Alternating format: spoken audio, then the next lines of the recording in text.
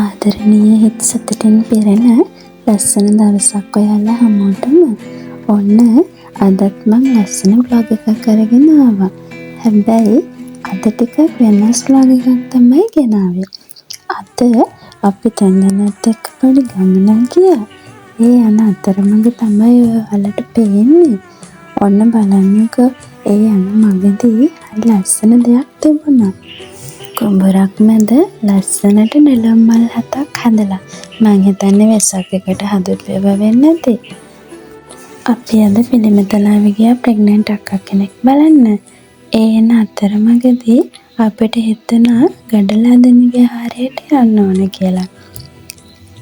ඇත්තටම ගොඩක් ලස්සනයි. මේ බලන්නකෝ, නෙළුම් මල් හදලා පාර සරසලා.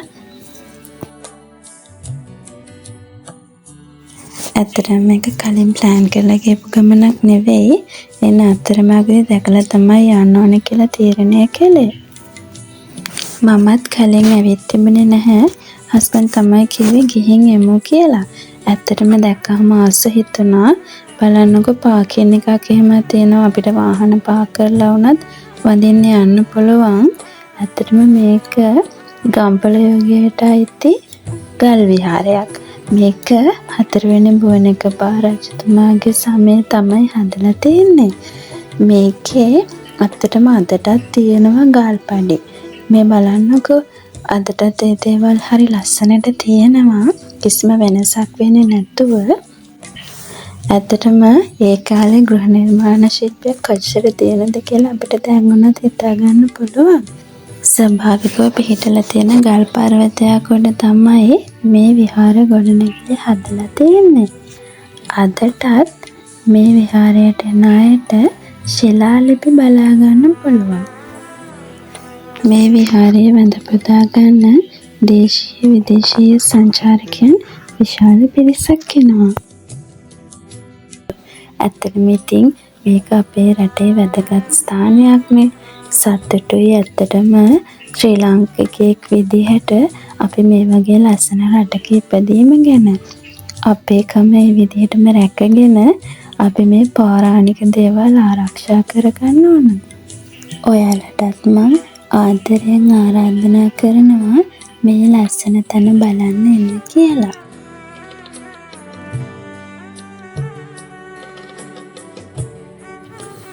බොමලුවට පය තිබ්බ ගමන්ම ඇත්තටම පුදුම මානසික නිදහසක් දැනුනේ. මේ බෝකලවල වැදිලා එන සීතල හොළඟෙන් පවා අපේ හිතේ තියෙන මහන්සිය, ගතේ මහන්සිය හැමදේම නැති වෙලා යනවා. ඔයාලත් ඉඩක් ලැබෙන පුංචි වෙලාවක හරි මේ වගේ තැනකට යන්න. එතකොට හිතට දැනෙන සැනසීම කොච්චරද කියලා ඔයාලටම තේරෙයි. අපේ හිතේ තියෙන ප්‍රශ්න නැති වෙලා යන්න මේ වැලි මළුවක තියෙන එක වැලි කැටයක් පයට පෑගුණත් ඒත් හොඳටම ඇති කියලා මම විශ්වාස කරනවා. මං හිතනවා ඔයාලත් මාත් එක්ක එකඟ වෙයි කියලා. ඔයාලට පේනව නේද? මේ පොකනේ හරි ලස්සනට මල් පිපිලා පුංචි පුංචි මාළු පැටව උඩ පැන පැන නටන හැටි. ඉතින් මේක දිහා බලාගෙන හිටියම හිතේ තියෙන හැම ප්‍රශ්නයක්ම අමතක යනවා නේද?